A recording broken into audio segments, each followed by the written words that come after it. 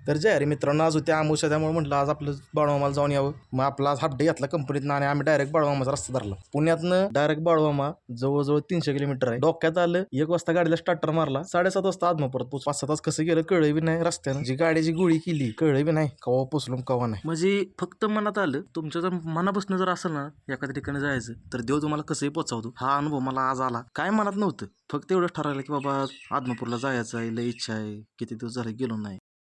सकाळी विचार केलेला आज पुण्यात असताना की बाळूमामाला जायचं. कंपनीला दिली टांग आणि 1 वाजताचा भाव निघाला आत्मापूरला.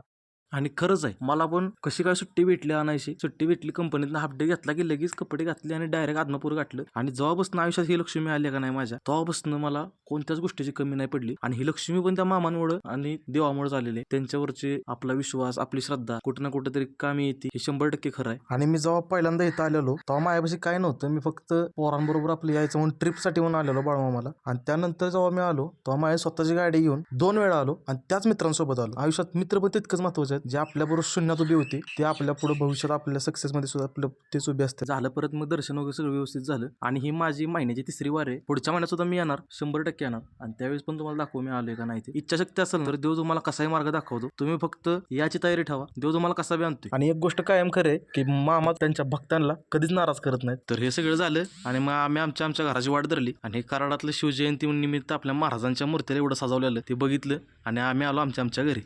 मला बाळूमामाच्या नावानं चांग बदल. तर चला आज एवढंच. कवा तरी फॉलो बी हाणत जावा की राव. भेटूया उद्याच्या व्हिडिओमध्ये.